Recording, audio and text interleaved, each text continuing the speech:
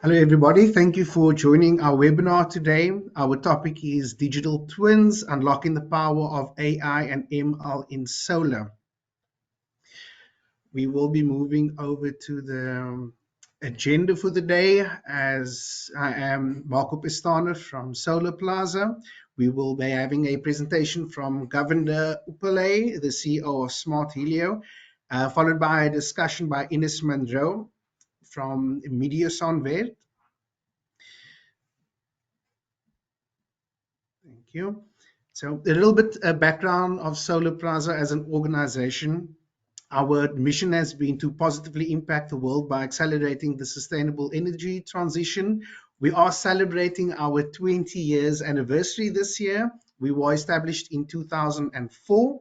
We are based in Rotterdam and we've had over 200 events organized across the globe thus far. We do have a network of 60,000 PV professionals within our network.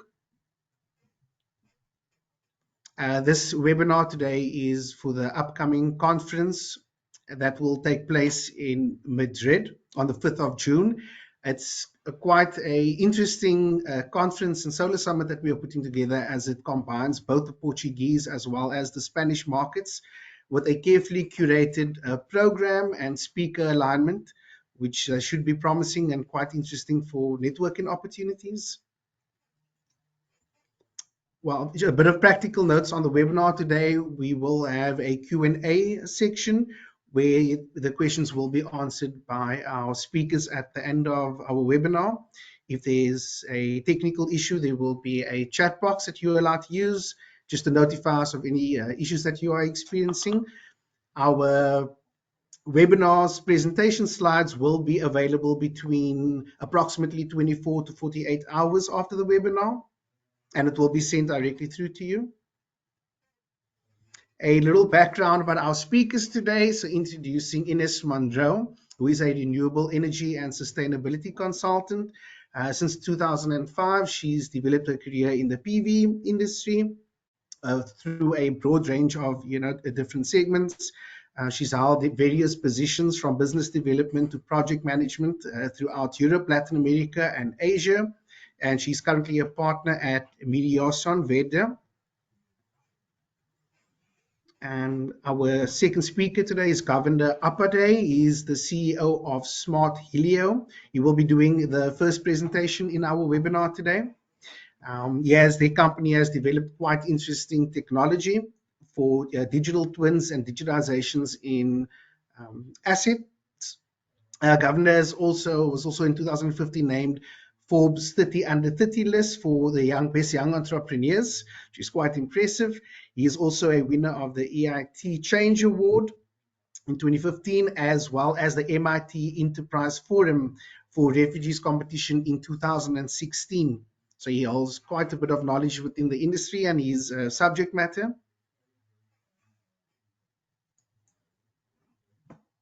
Thank you very much. And now we will be handing it over to Govinda for his presentation on digitization and digital twin technology. Thank you. Thank you, Marco. Thank you for the introduction. Let me start my presentation now.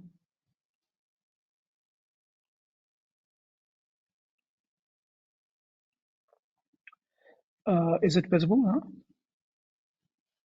Yes. Great. Thank you.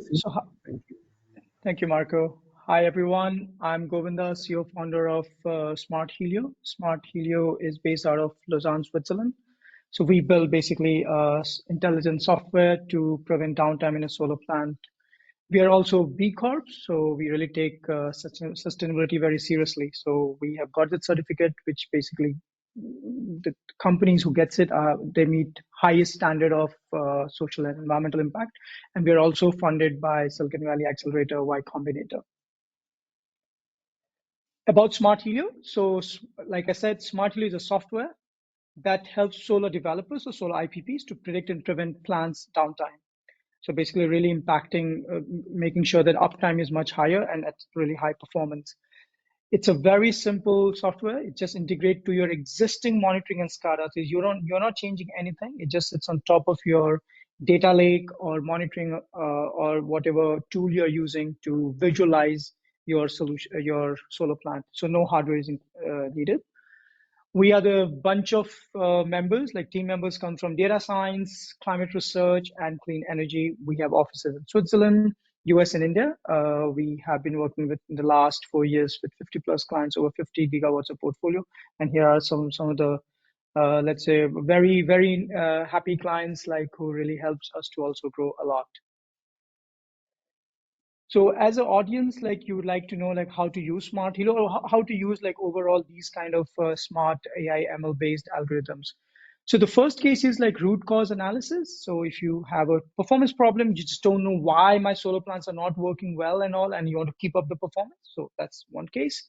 Definitely fault prediction, early detection. So nowadays you are really based, you do your decision making based on inverter alerts or SCADA alerts.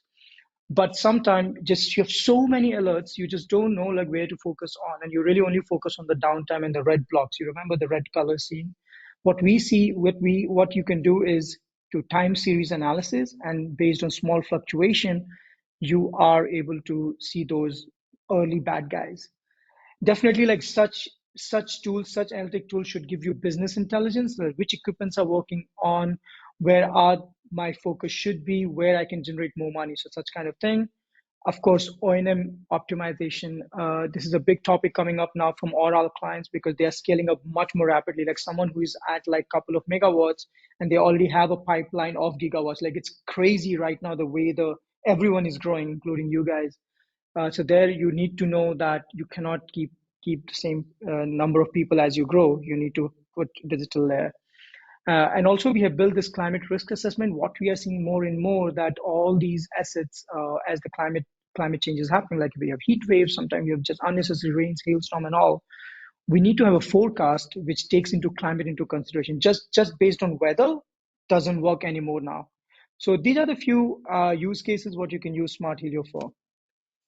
I like to talk about the customer benefits because this is where you can really see, like, is it really profiting my customers or not? So on an average over the last 4 years, so actually we started selling 2 years back because we were still building since it's a fast growing startup.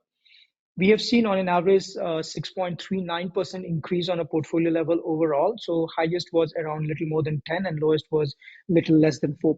So we see that average. We have seen average revenue gain is around 4,600 euros per megawatt per year. So this is also pretty cool that you're actually gaining using, if you deploy such algorithms, you're gonna gain more money. And response times. You remember, like I said, that what is the operation maintenance optimization? We have seen almost 2 times much faster response time happening in the short period, considering that it is still a tough sector where you can mobilize people much faster or not.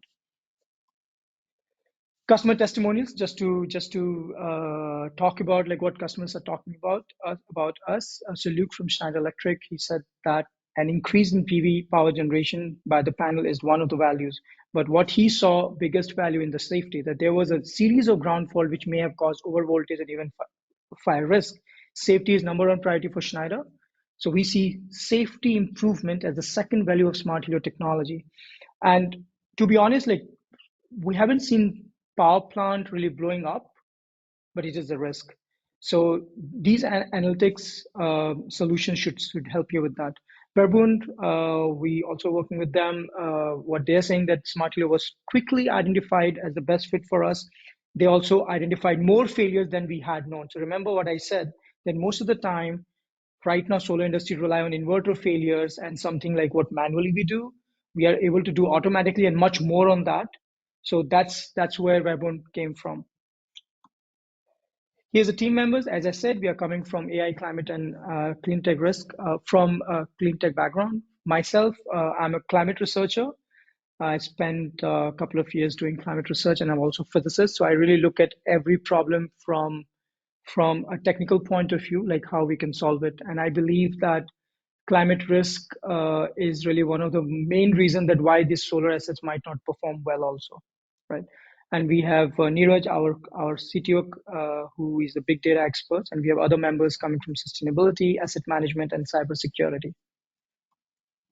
Our target market is really large scale solar plants or the industrial rooftop, which is larger ones. And let me talk about like how exactly this works. So you see the graph. Like I said, that I'm very techie, so let's understand from the graph point of view, like where we place ourselves among the all other peers in the industry. So on the y-axis, you have power here, and then you have a time. Green dotted line shows power production coming from solar. It's just snapshot. And then you have a dip of the power. And generally, when this dip happens, inverters will start saying, or most of the monitoring solutions exist, they will start saying, hey, there's a problem in the system. So when you come to the B stage, either you can go and fix it, so you can come back on the performance, or you just let it go to C because of many challenges that you just don't have the equipment, you don't have the people at the same time, and you're not able to figure it out, like why you reached B, right? So it is a big problem, and it's keep getting bigger and bigger as you scale your solar plant. That's it. This is something going to get much bigger. Where we come in at a point when the fluctuations start happening, really at 1% deviation. Our system are able to understand why this fluctuation is happening. So basically, some anomaly detection. So when you go for A and you don't let A to go to B, it means that you're already fixing this anomaly, so that fixing this anomaly much before, otherwise it will become like a 10 faults later on. Yeah. So it gives you a speed of time because you are able to fix things at A. And we have seen that we are 10 times faster than the competitors right now in the industry. A little bit more technical on that, like what we are able to do. So one of the biggest problem with AI ML models overall, that we need quality data. And that's where like we are the first one actually use this physics informed AI models. Like way back in 2019, we were talking about these things, and now we see that it's becoming mainstream among the peers now. So what is physics-based algorithm? It's what it says that I'm going to understand the pattern. So pattern is, for example, if you have a shadow will dip, but when the shadow goes up, again, the performance goes up. It's a reversible change. We understand that one. Yeah. Same with IGBT fault or inverter failures. All those have a patterns. Sometimes the patterns could be same for a couple of faults. And that's why we can use AI ML. So what happens here, that when you use physics-based physics-informed AI models, you don't need a lot of data like other models. So that's why we use 90% less data. It means from day one you plug Smart Helio into your system, you'll start seeing improvement already. And it's not a black box. Let me just give you a bit of case study, like very cool stuff what we have done with our clients. So on the first one is the cable and connector failure prediction. It's a tough one to crack because you don't see those cable and prediction from the drones. Also, you have to really go down and see that if this is the problem happening. But if you just analyze the current and voltages of that, you see a shift in the time. So like you see on this dot line, it is just the IV plot. This is just for simplicity. Of course, our algorithm does a lot of other things. Here you already see there's a shift of blue and orange point. So blue point or dark blue points are when everything is normal, and then after that there's a shift happening, keeping almost the voltage same, but the current is current is going down. There's a shift on orange, and that's kind of typically detects this connector cable failure. Again, go on the right hand side, you see a graph is basically cumulative losses, and down is the time. And those blue events are the rain events happening. So what we have observed, that you having a ground fault and you need to detect much faster.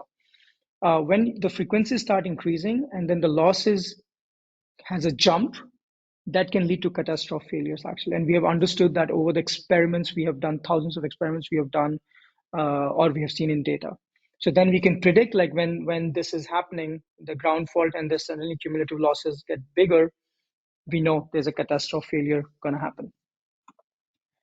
Very similar way we do tracker prediction failure or the disconnect of the strings. Now it's very easy to integrate this software. So if you see this diagram, you have you are here, you're using your software. We just use API integration and put the software on top of your existing data stream.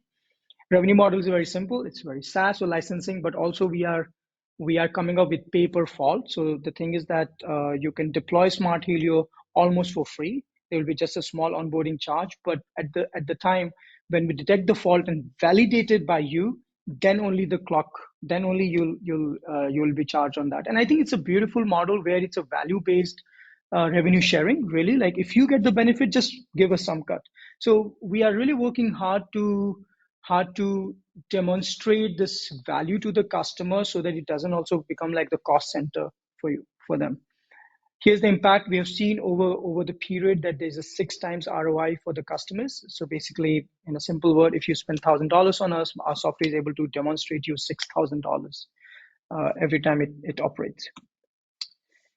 So now we are here, like, let me give you quick demo of Autopilot. Right now you see a screen, very typical screen, but what is interesting, these are the portfolio, some of the plans, some performance losses, but you see already the faults coming up here.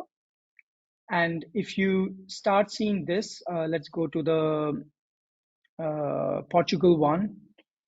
And that's where you start seeing a table here. Table has early detection and prediction. So what's the difference between early detection and prediction? Early detection is that the failure is started happening, but the impact is still less. It's not that bad. And it will propagate to become bigger one, which kind of get opaque to a lot of systems. Prediction is, it's an anomaly. Failure has happened yet, but we start seeing some of the fluctuation which can lead to some kind of a failure. So that's where we get this tag. And then you have and this simple table with the equipment ID, inception, some failure. You have also the filters here. Let's go and click on tracker failure. So when you took a tracker failure, it's a predicted one. Something we open called Diagnostic Theater. You see some curves here, so that's been analyzed by our algorithm, and then you see the prediction failure probability, and then you can know that what kind of a decision you want to take. Yeah, various kind of faults can happen, like as you see, inverter failure, tracker issue, communication failure, vegetation growth, soiling, and all this stuff. And with the Diagnostic Theater, you can dig deep into the system. The beauty about this system is that if you see a problem, you need to really assign very fast to people. So we have also worked a lot on the workflow so that you can have these faults assigned to your technicians, and then you can track whether the fault has been fixed or not. And if it is fixed, then you immediately see an impact of that fault. What is the value? Did you really gain energy or not energy on that side? Yeah. So we've really worked hard on the simplifying this whole process so that it's very easy for team members to work on, to really use this tool and effectively apply it to get the faults fixed faster. Now we go something super cool. So what we have done, we have integrated Smart Helio with ChatGPT. We call it Solargpt. And here, I want to really touch this one because ChatGPT is not good at doing complex calculation yet. So mathematical value doesn't do a very good job, but ChatGPT can do excellent job in creating reports for you. So what we have done, we have fed the results of the fault and all those things to our ChatGPT, and it starts showing you the results actually. And you can interact with it to know that a lot of insights you can get, which not that easy to understand from our brain at this stage. So let's see, like I want to say that show me the losses in my solar plant, and it will start analyzing it, pulling all the data here. And it already says that, okay, there's 72,000 megawatt hour. I want to know that, show me the faults and the losses associated with my solar plant.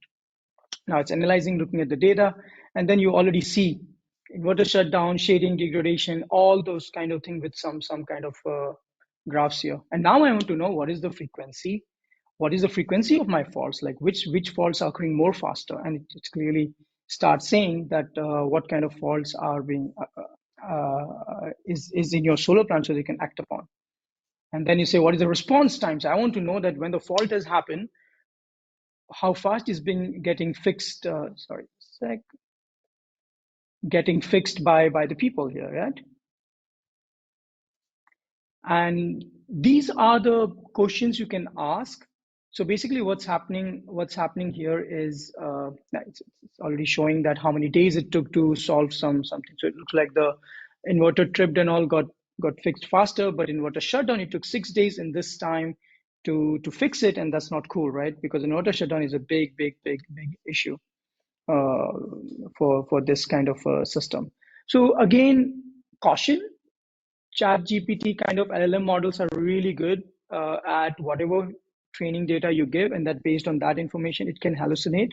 But it really depends on what kind of prompting you do, and that's the expertise we have gained over the period now that we can feed in the data. We already have our master data, which is basically, getting trained by all globally with all our data points, and it can give you a lot of good insights. Like it can tell you, like if what kind of inverters are really working well for you, what kind of systems or what kind of design can work better in what climatic situation, which other solar plants are working really well, and what kind of people are involved in that, and what kind of good practices they're doing. And these kind of things could be cool to ask ChatGPT to improve your business case here.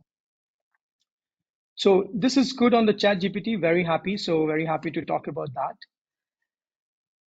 Last not the least, we want to talk about climate risk assessment. Like I said, I truly believe that whatever effort we're going to make today, that might not be enough because climate change is happening. It will stop. It will kind of sometimes destroy solar plant or any other assets. It's with the heat waves, inverters they don't work, and solar panels they don't work. Less rain, it means you need more cleaning. So such kind of climate thing is coming up big time. So it's very necessary that whenever you're installing solar plant or with your budgeting, you need to put climate risk into consideration. So if you see here, what we do is we take the weather from solar GIS or Meteornom or any kind of thing. We start putting factors like microclimate. So for example, I'm in Switzerland. I have mountains and the lakes, and that has influence on the radiation. Then we can put global climatic indices like all the jet stream, ocean temperature, air temperature, and then and human factor like pollutions and all. And you can see that already movement is happening, and we can project that movement for the next 30-40 years to show you that what could be the generation. So this is here. If you see the orange line, that's quite static, and that's what you get from any other projections on the weather. But if you start putting climate change, you already start seeing, divergence here, and you're already losing 100 units at 50 units at the start, and then if you just go, you have 100 units. This is just an example from one site. It can be reversed also from other sites here. Yeah. So it's really a tool to de-risk your project. How to start working with us? Give us any underperforming plants you have, and we can diagnose it completely. We can tell you exactly where the problem coming from, how much you're going to gain energy from, and is it even worth to fix or not. So these kind of beautiful reports our system can generate for you for your underperforming plant. So just to summarize here, Smartly Autopilot describes the health of your solar system either in the real time or using your past data. It can detect and predict faults just using current and voltage data here. It works in real time. It can be integrated with your existing monitoring and SCADA. No hardware is required. If you want us to diagnose your solar plant, you just throw a CSV files or through an API, and we are able to do it. Business model is based on SaaS licensing or pay per fault. And if you want to have a free diagnostic with limited inputs, very happy to help you with that. So if you feel excited about these kind of systems and you feel, hey, I want to test it out, there is a way. You can just give us some few inputs and we can help you with diagnostics. So thank you. Come from this city, beautiful city. So you're welcome to Lausanne. There's my email. So please write us an email if you want to try out and know about more of such tools. Thank you. Thank you very much, Govinda, for that comprehensive and insightful overview of Smart Helio, as well as the discussion about preventive and predictive analysis, data analytics, and the integration into ChatGPT was quite phenomenal. So thank you very much for that presentation. It was really well explained. We do already have a few questions coming in from the audience, which is great. I would like to address one of them in the meantime. So if there is a 90% less data than normal AI models, how can you determine that the data quality is still good? Can you repeat, Marco, again? So if there is a 90% less data than normal AI models, how can you determine that the data quality is still good? So right. So it's a very relevant question, and I think the data quality has been one of the factors that why AI/ML models were not made for solar or any other energy industry. you can never get 100% data quality. Just forget it. There's always some bad thing going to happen. So what our model has done that you can get a minimum number of data. So here we can work with 80-85% of quality, even less. And then with AI and ML, we regenerate those data points to reach to an accuracy where algorithm can start consuming it. So again, it's kind of a refilling of creating virtual data to fill up those bad guys, because that's the intelligence we have developed so that algorithm can do it. So it's true. We can show you that it's only 70% or 75, 80%, but it's our algorithm which generates those other data points can help. Oh, okay. I completely understand. Thank you very much. Please do keep the questions coming in. Govinda will be answering them, after the next discussion. Yeah, as I said, get the questions in and it will be addressed at the end of the webinar. Thank you very much, Govinda. Thank you, Marco. You're welcome. So now next we will have a discussion with Ines regarding various different topics, from data analytics to ESG and environmental awareness. Okay, thank you, Ines.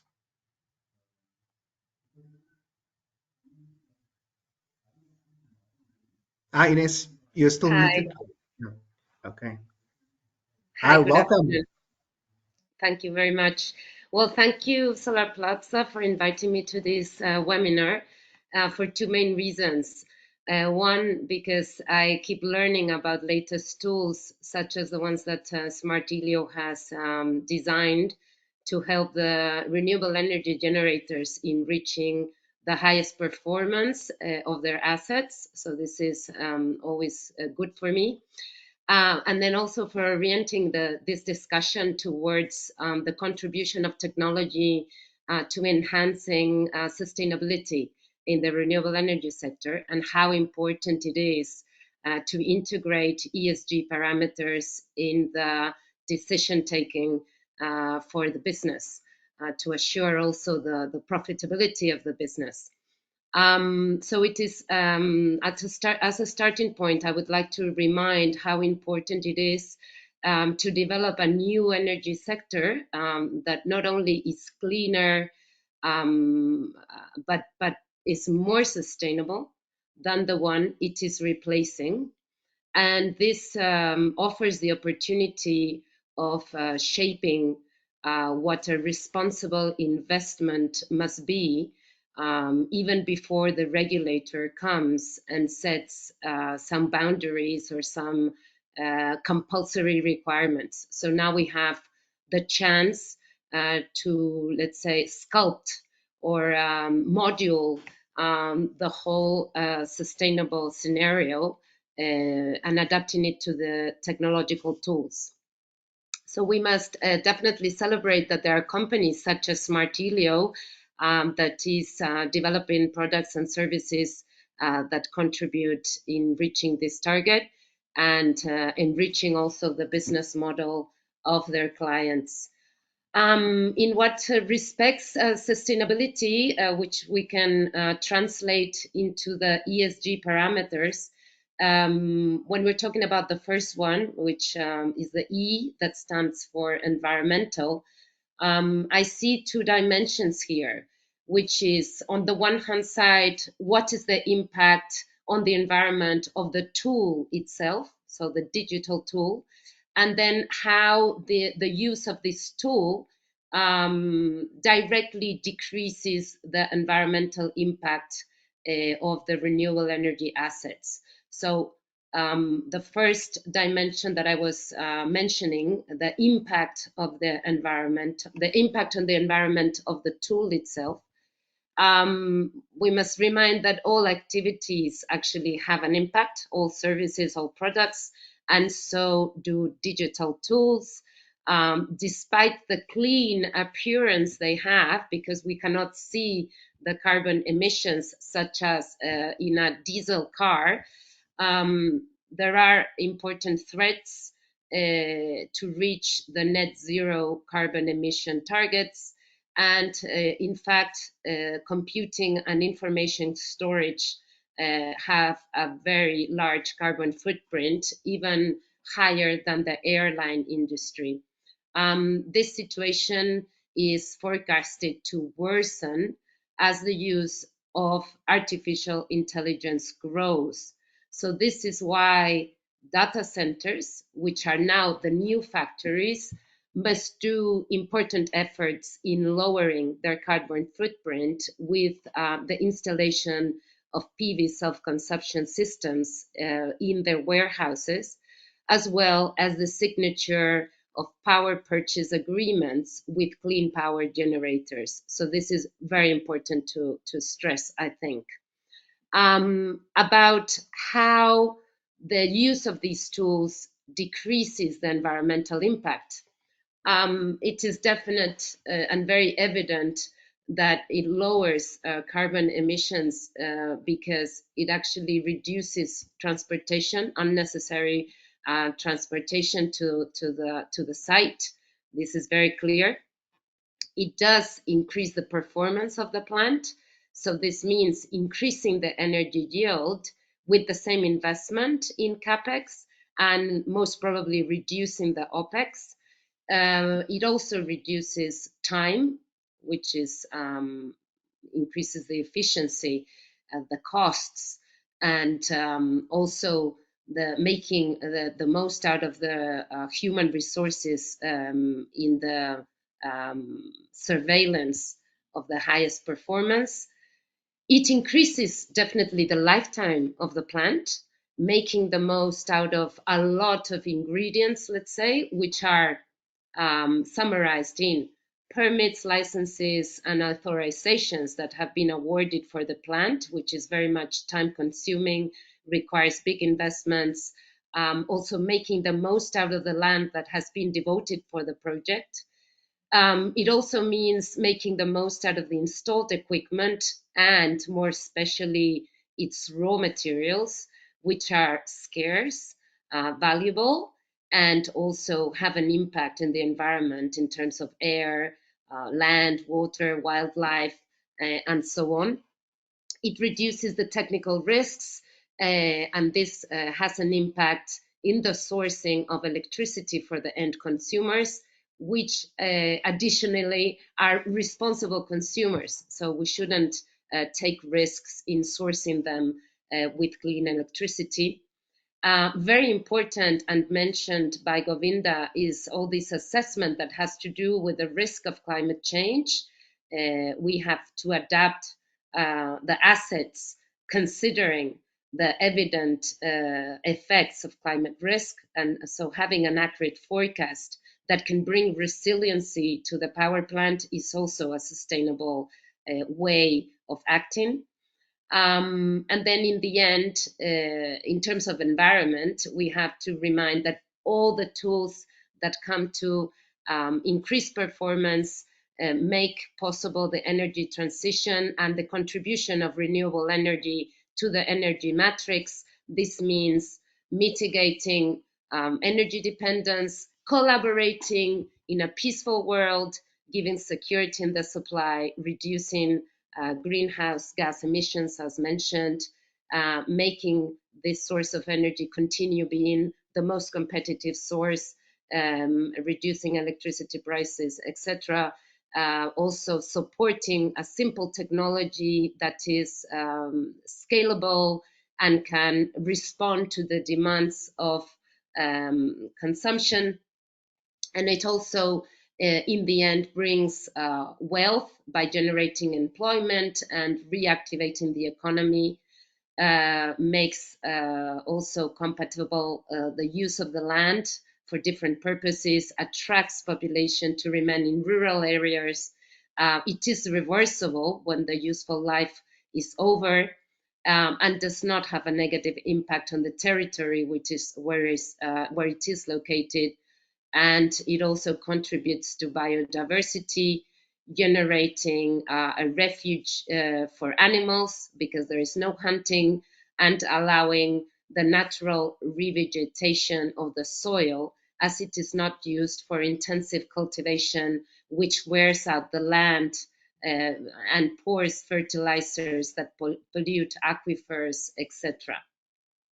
If we look at the social parameter of sustainability, We have to say here that companies do have a responsibility regarding their employees, as well as the impact they generate on the societies in which they operate.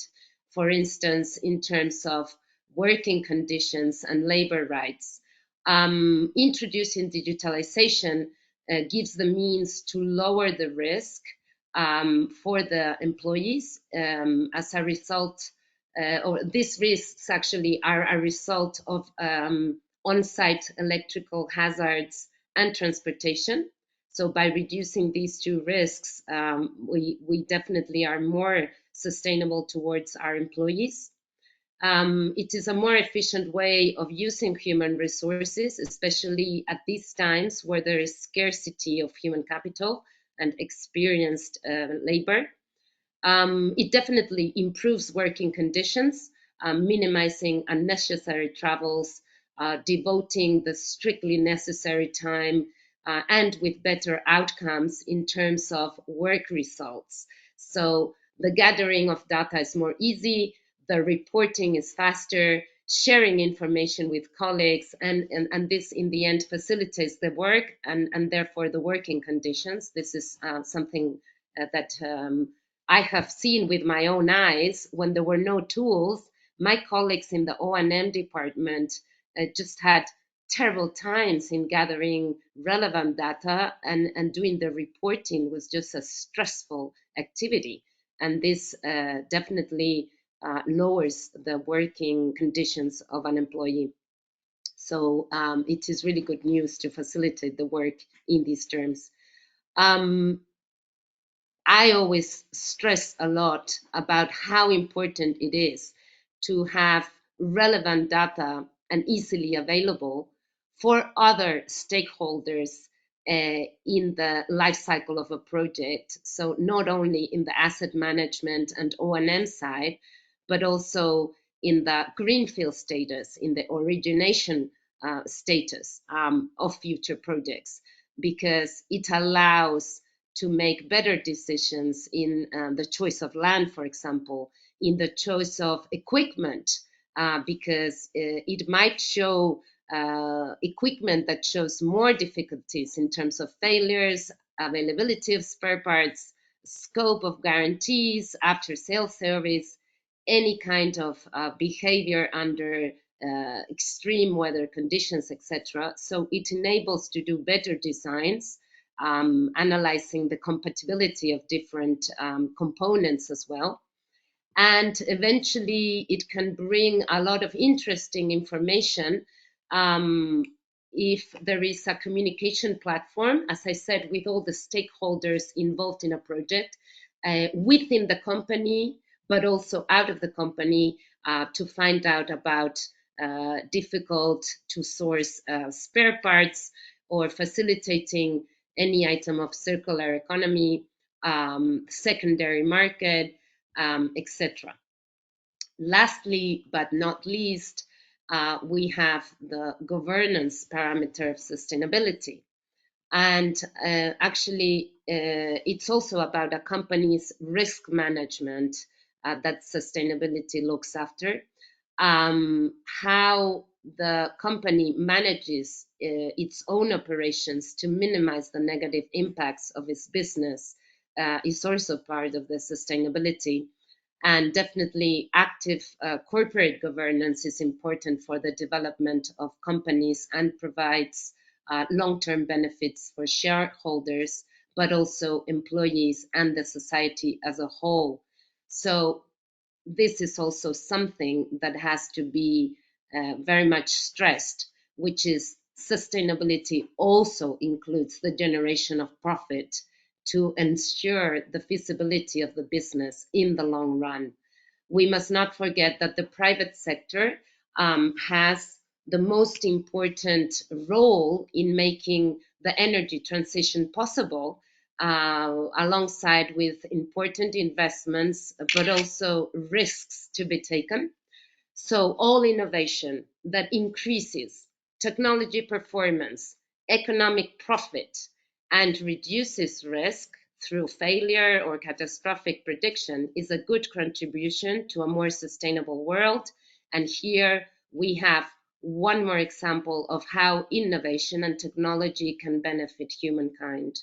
And this is all I can say for now. Thank you so much, Ines, for that really insightful perspective.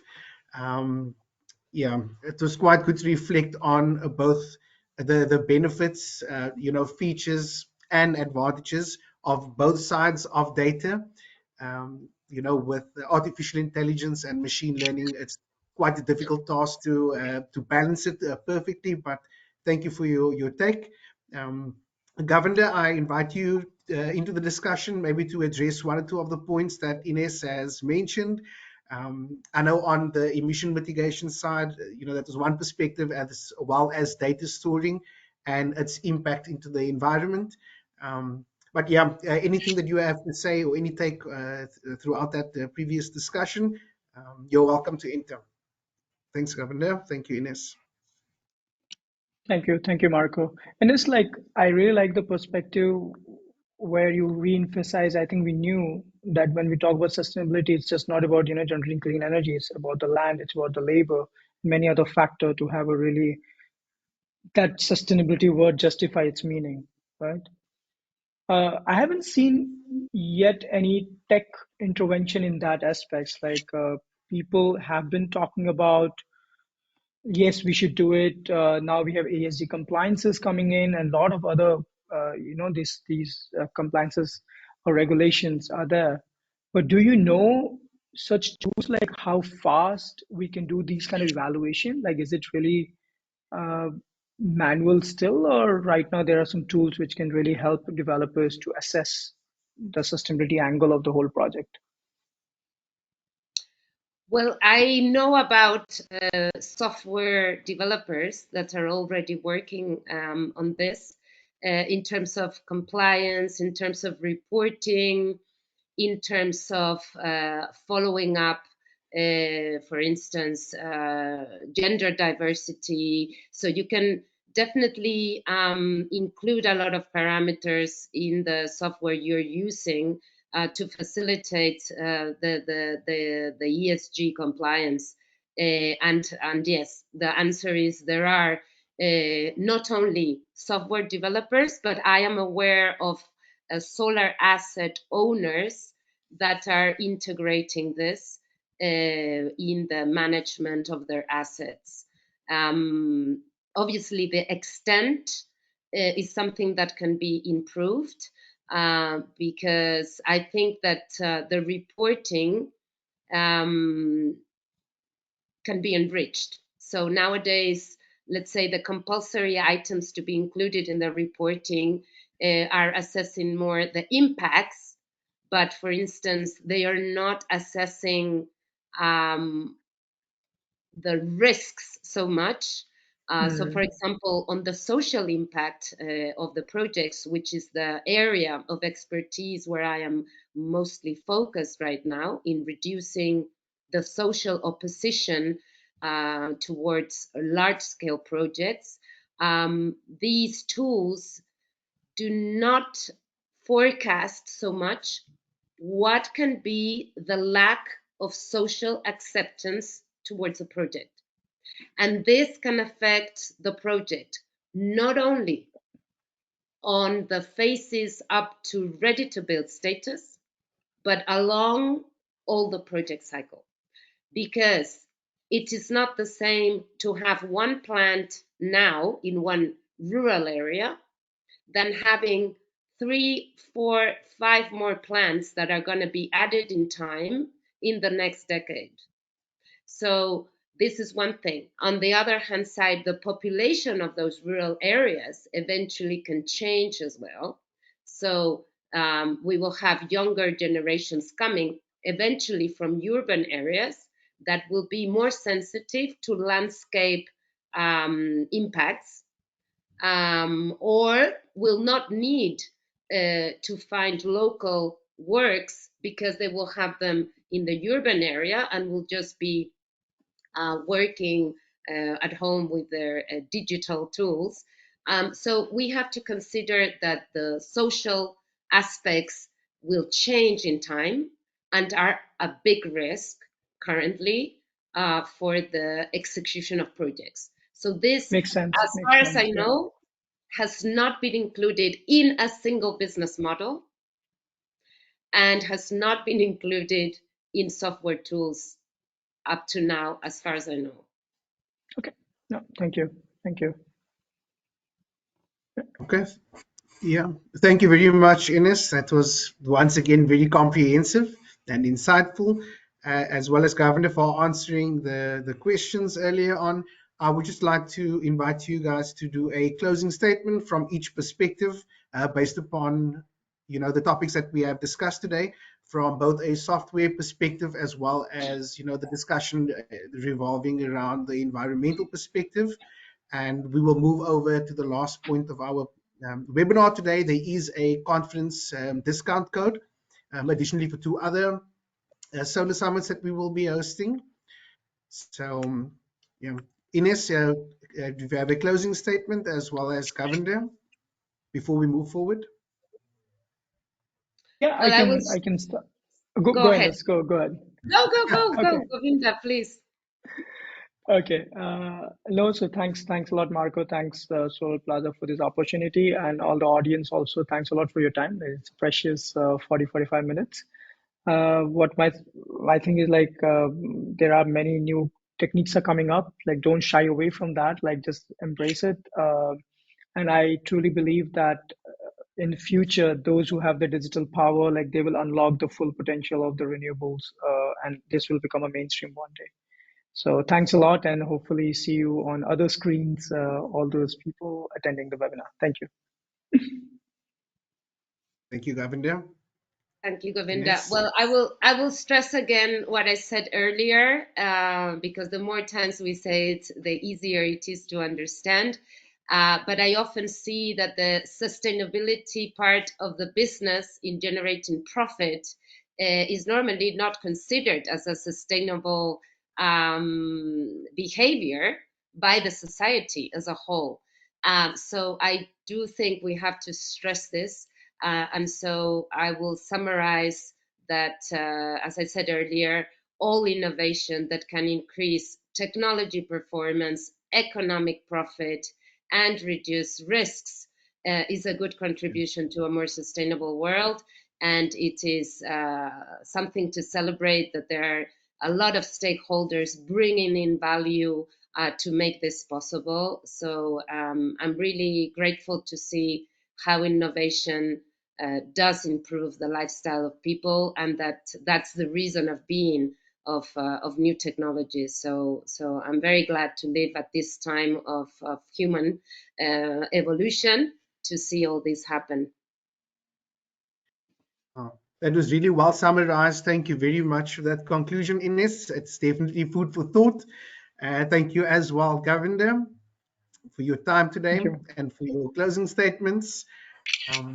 Yes, so we do have, as I said earlier on, we would be moving over to the discounted codes for people attending our conference in Madrid.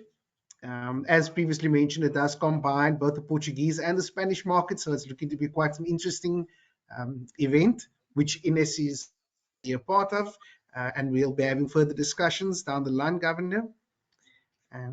We do have 2 more summits coming up in France on the 27th of June, 2024 in Paris, as well as in Rome, Italy on the 11th of July, 2024. And as promised earlier on, we have included our discount codes for each event that you can take full advantage of. As I thank you for joining our webinar today, please distribute these codes as well.